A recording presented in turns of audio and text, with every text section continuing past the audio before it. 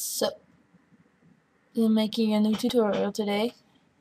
I'm gonna focus on outdoor images, on sim faces, and full body shots today. Things you need. Things that I use that we need. Obviously, we need Photoshop. Photoshop CS5 is the version that I'm using.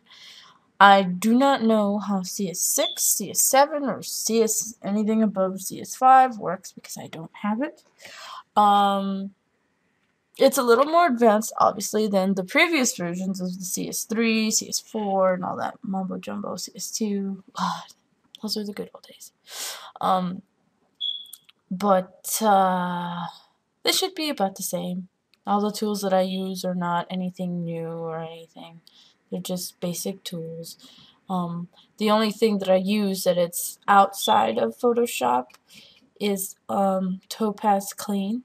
Now, I use Topaz Clean version 3.02. I do not know if they are compatible with previous versions of Photoshop. You would have to find that out by looking at their website. It's topazlabs.com. And you just look from there. You do have to pay for this plugin, but if you're smart, you know where to get it for free. Hint, hint. And stuff. And if you have any questions on how to get it, feel free to ask me off and on, please. That way I can help you as best as I can and more directly. Just message me on my Symboler and I'll help you out. And stuff. So, what else do we need? Oh, right. I use the St. Clair mod. I mean, the lighting edit. Burnt Waffles extracted it for me. So it's kind of my own personal little lighting mod that I use. Because I asked for it like a sweet little baby. So it's a St. Clair mod. But any lighting mod works fine. Even if you have the EA one, it's all good. There are some that edit the shadows though. And I know there's the ones by Burnt Waffles have good shadows. I mean, have you seen Woohoo, aka Jasmine's game? Look at those shadows, they're beautiful. So yeah, I'm pretty sure she uses Burnt Waffles as lighting mod, so Burnt Waffles makes really good stuff for lighting. And I do use an HQ mod. You don't have to. The lighting mod and the HQ mod are optional because, you know, not everybody's game runs the same.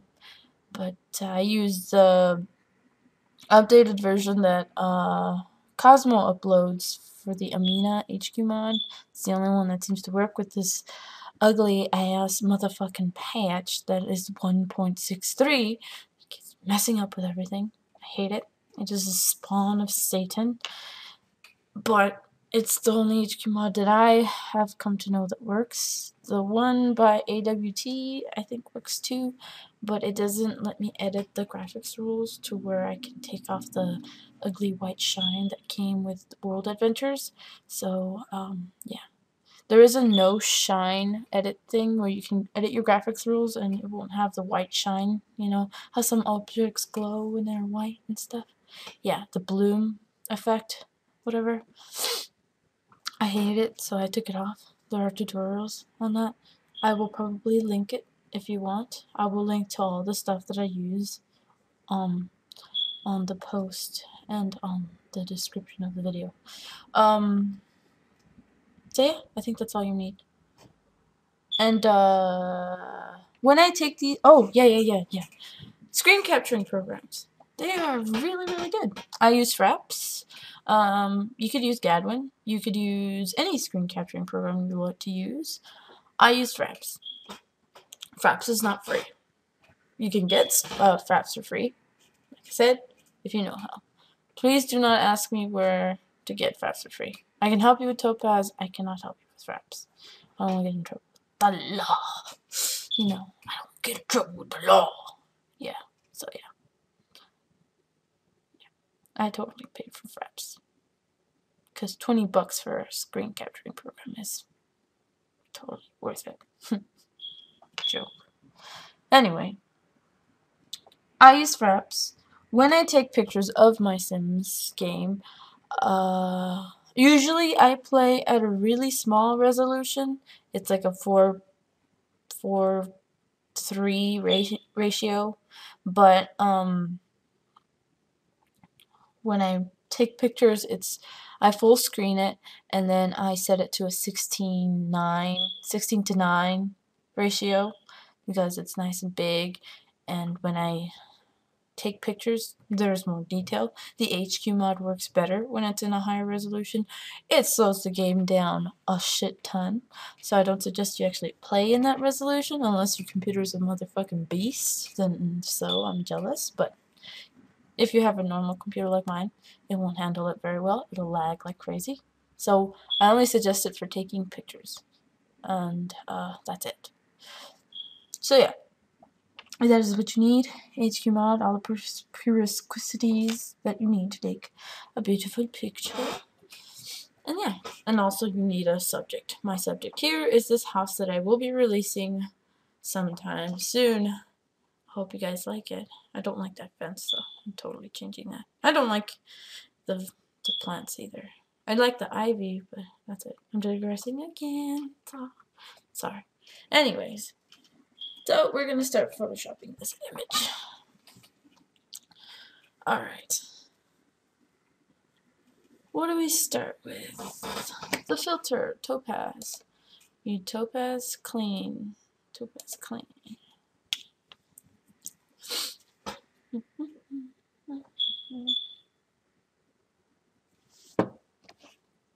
I have it preset already, but pretty much when you open it, it gives you three sets of options.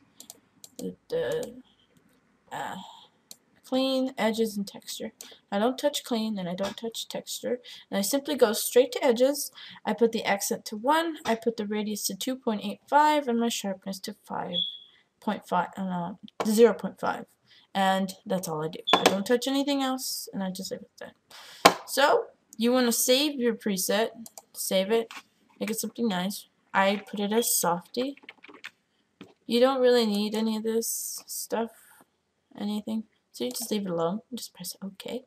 I'm going to press cancel because I already saved mine. And then you press OK, and it's done. If it's your first time using Photoshop, it's going to ask you for an option to enter the serial code, or continue with your 30-day trial, or to quit. If you have the code, enter the code. If you don't have the code, enter the 30-day trial. You do as you please. Just make sure you get it on the image and stuff. So yeah. And now you see it's done. It's softer. See, if I leave it alone, you notice that it got a little softer. So like all the crispy pixelated like edges and stuff got a little bit smoother. And now it looks like computer game, I guess. Oh. Alright. Now let's focus on lighting. But right now let's focus on my settings for my brushes. I don't change them, at least not drastically, depending on the image. So, what you want is you want to go to the brush tool. It's right here. You can press B. If you're on a Mac, I have no idea what button you put, but it's this little button right here.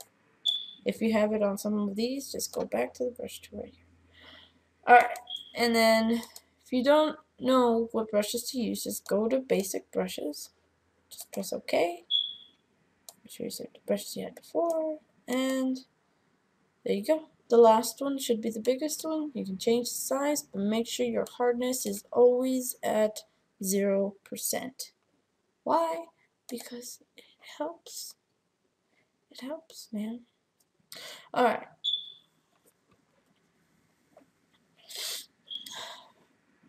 Mode. Brush mode. This thing is really important here. It is a major part of my editing process. I always had it set to overlay when it's like a daytime image. Nighttime images I don't usually have because they're really hard to edit. Oh, my game loaded. Okay. And stuff. Okay. So yeah. Let's see. I'm gonna talk about opacity. Opacity, it ranges from 30 to like 11. So 11 to 30, 10 to 30. Usually that range. It depends on how much I want to get light. Right now I'm going to have it at around the 20s range. Flow, I keep it in the 60s range, and just makes everything nice and smooth and stuff. Doesn't make it all like, oh, look, at circles everywhere. It's like, no, there's like blobs of light. Blobs of light. So yeah. But first, before I edit the lighting, I'm going to edit the brightness and the contrast. And I'm going to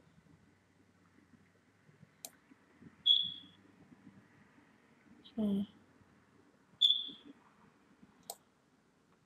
we go. That's fine.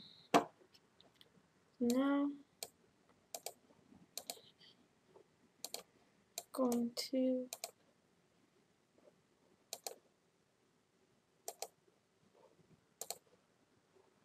wait a minute. I'm sorry. I forgot to explain something. Alright.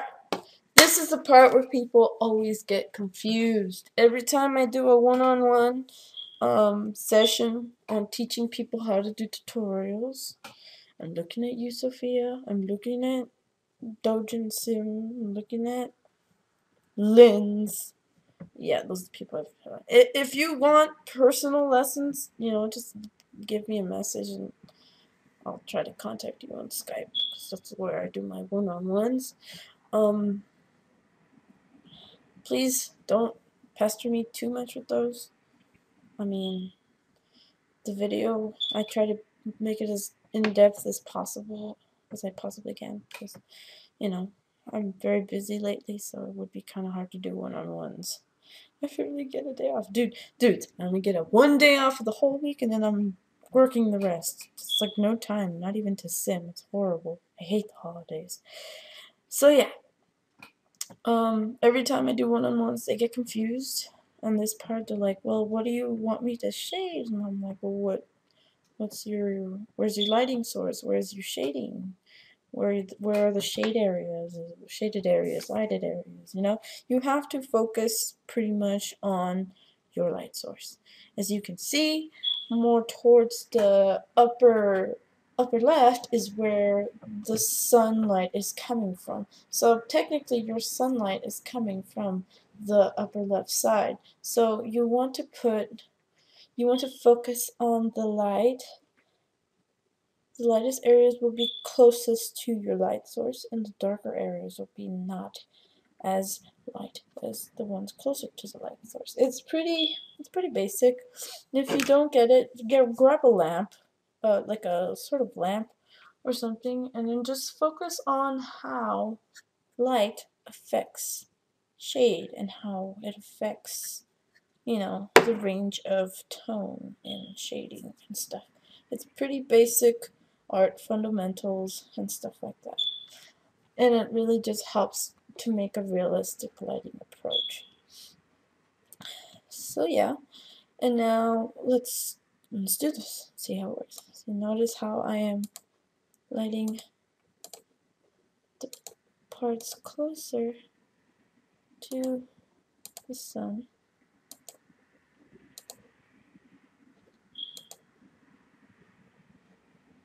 You can change your brush size, make it something nice.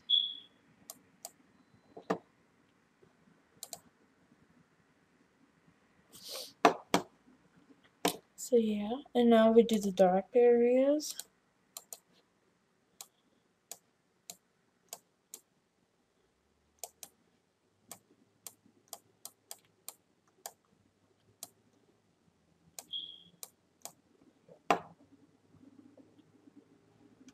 And you see right here where the sun is hitting the pavement, you can light that up too.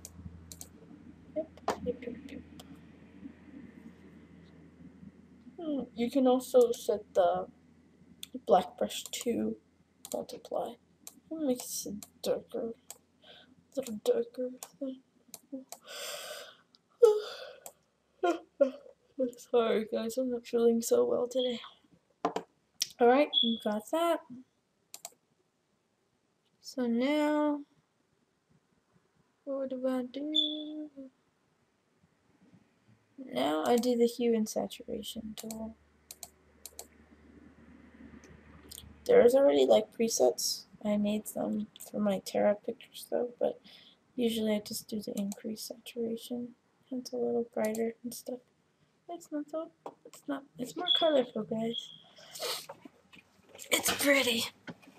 You don't have to. Sometimes I don't do this.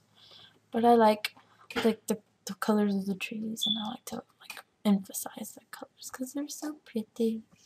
So yeah, just do that. And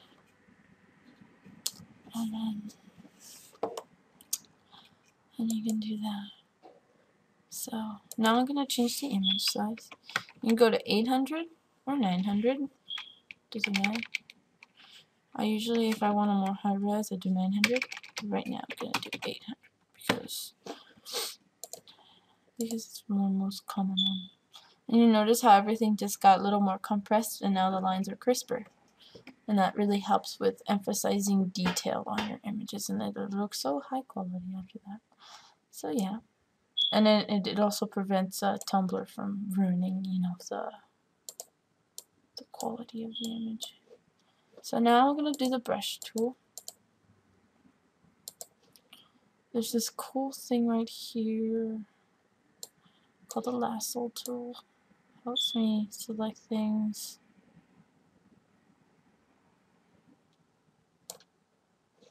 And then it's called refine edge.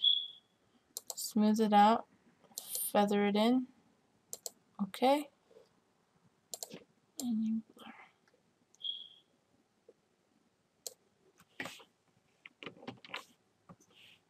And you try blurring it out of the way to see. The lasso tool kind of helps blur things.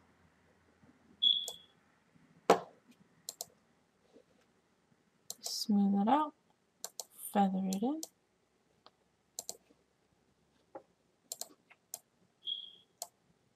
Just blurs things for me that I want to blur out. Sometimes you don't have to.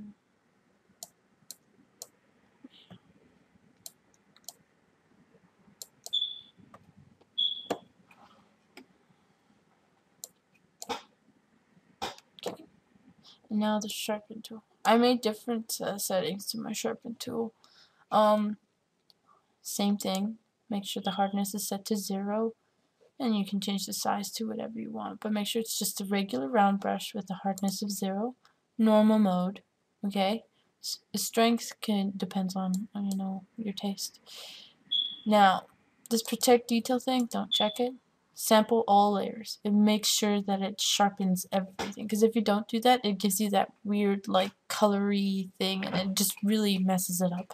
So make sure you just have it set to sample all layers, and it just makes everything nice and sharp. And look at how pretty it looks. Nice and crisp. You can see all the detail. I mean, you could just cheat and just go to sharpen, but that's too sharp.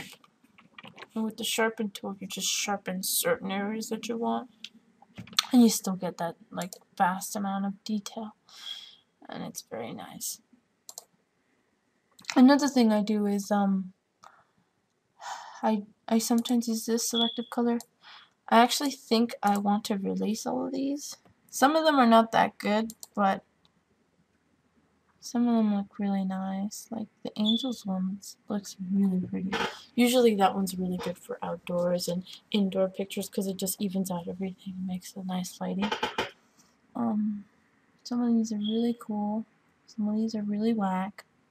So it just depends on what you want to use your images for. I like that one.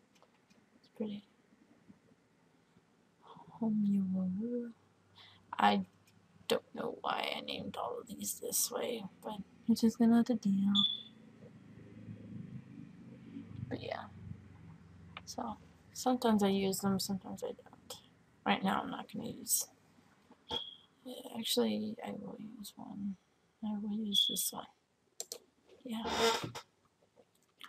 And so there you have it. That's how I edit my photos. You can save it according to however you want.